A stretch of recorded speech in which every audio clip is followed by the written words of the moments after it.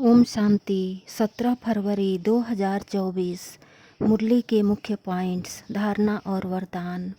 बाबा ने कहा, मीठे बच्चे, अभी बाप तुमको धीरज देते हैं कि इस छी दुनिया में तुम बाकी थोड़े रोज हो, फिर नई दुनिया में चले जाएंगे जहाँ तुमको कोई रोग नहीं होगा। लेकिन वहाँ जाने के लिए लायक बनना है। सिर्फ एक शिव बाबा को याद करो तो स्वर्ग में ज़रूर जाएंगे।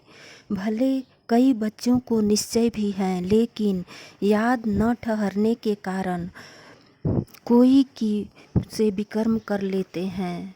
ध्यान रखो, अगर याद नहीं करेंगे तो पाप 100 गुना बढ़ जाएगा, क्योंकि पाप आत्मा बनने से बाप की निंदा कराते हो। 2500 वर्ष तक जो तुमसे पाप हुए हैं उनको संगम युग के इस कुछ ही वर्षों में योग से भस्म करना है। इसके लिए और संग तोड़ एक संग बुद्धि का योग जोड़ो। अगर योग बल कम हुआ तो नंबर पीछे हो जाएगा। तुम सब आत्माएं नैया हो, तुम ही इस पार से उस पार नई दुनिया में जाना है। यहाँ से तुम्हारा लंगर उठ चुका है, तो अब जहाँ जाना है उस घर को ही याद करते रहो। ये ज्ञान अंदर जाने से आत्मा की सारी बीमारी बाहर निकलेगी। जो संकल्प विकल्प अज्ञान काल में भी नहीं आते थे, वह भी आएंगे, परंतु इसमें डरना नहीं है। तुम्हें तो 100% श्रेष्ठाचारी बनना है। इसके लिए अब कोई भी विकर्म नहीं करो। जो गुण इन देवताओं में है वही गुण धारण करने हैं।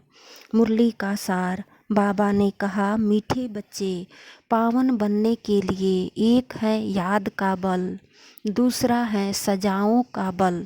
तुम्हें याद के बल से पावन बन उच्च पद पाना है।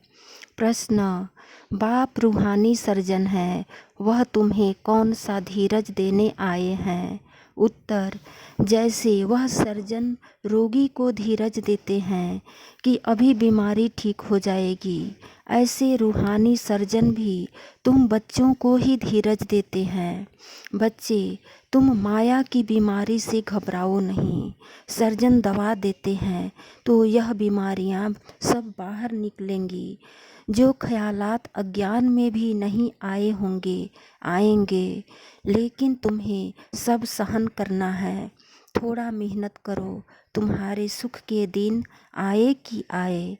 धारणा के मुख्य सार। पहली पॉइंट, देवताओं जैसे गुण स्वयं में धारण करने हैं। अंदर जो भी इविल संस्कार है, क्रोध आदि की आदत है, उसे छोड़ना है। विकर्मा जीत बनना है, इसलिए अब कोई भी विकर्म नहीं करना है।